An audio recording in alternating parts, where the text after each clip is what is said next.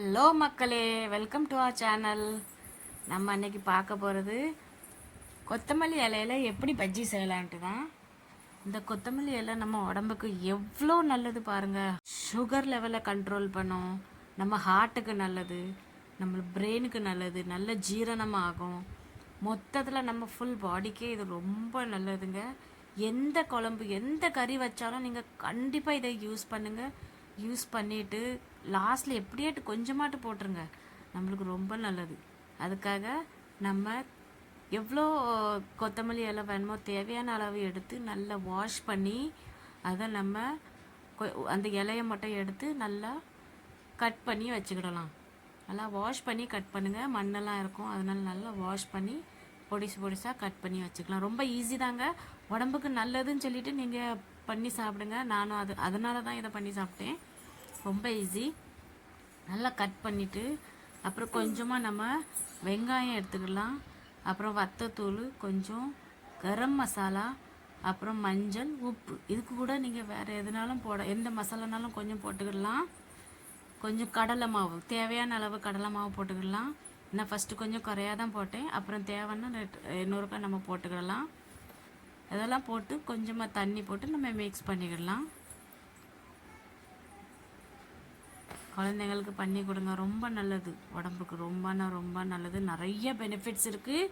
நீங்கள் வேணால் கூகுளில் பார்த்துக்கிடுங்க, கூகுளில் சர்ச் பண்ணி பாருங்கள் எப்படின்ட்டு. அவ்வளோ பெனிஃபிட்ஸ் இருக்குது இதில். நல்ல ஜீரணமாகும், பெரிய ஆட்கள்லாம் சாப்பிடலாம் இது கொத்தமல்லி இலை. அப்புறம் இதை நல்லா கொஞ்சம் தண்ணி விட்டு மிக்ஸ் பண்ணிக்கிடுங்க. நல்லா மிக்ஸ் பண்ணிவிட்டு கொஞ்சமாக ஓமம் போட்டுக்கிடலாம். நம்ம வயிற்றுக்கு ரொம்ப நல்லது, அதனால் கொஞ்சமாக ஓமம் போட்டுக்கிடலாம்.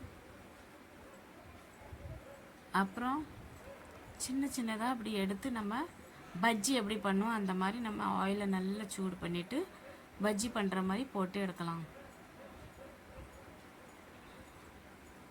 சீக்கிரமாக வெந்துடுங்க இது, ஏன்னா இது கொத்தமல்லி இலை எப்படி சீக்கிரமாக வெந்துடும்ல.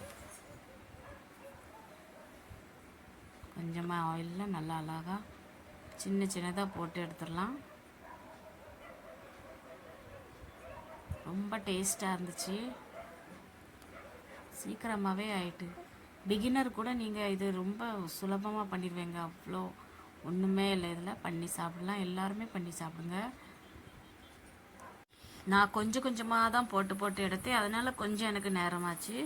ஆனால் நீங்கள் ஒரே பாத்திரத்தில் நீங்கள் போட்டு எடுத்துட்டோன்னா சீக்கிரமாகவே ஆயிரும். இது நம்ம என்ன கேட்டு பருப்பு குழம்பு வச்சோமா, கூட்டு வைக்கிறதுக்கு நம்மளுக்கு மாய்ச்சலாக இருக்குதா, இந்த மாதிரி சிம்பிளாக நீங்கள் பஜ்ஜி செஞ்சு அந்த பருப்பு குழம்பு கூட ரசம் கூட வச்சு நீங்கள் சாப்பிட்லாம். ரொம்ப டேஸ்டியாக இருக்கும். அல்லாமல் நீங்கள் ஈவினிங் ஸ்நாக்ஸில் கூட நீங்கள் பண்ணி சாப்பிட்லாம். இதை ரொம்ப ஈஸியாக டக்குன்னு எடுத்தோமா அதை க்ளீன் பண்ணிவிட்டு அந்தால வெட்டி மசாலா போட்டு நம்ம டக்குன்னு பண்ணிடலாம். ரொம்ப ஈஸி, குழந்தைங்களுக்கு கேட்ட உடனே நீங்கள் பண்ணி கொடுத்துடலாம். அவ்வளோ ஈஸியான பஜ்ஜி. நல்லா சாயந்தரம் ஒரு கிளாஸ் காஃபி கூட 2-3 பஜ்ஜி சாப்பிடுங்க, அது கூட நம்ம ஹெல்த்துக்கு ரொம்ப நல்லது.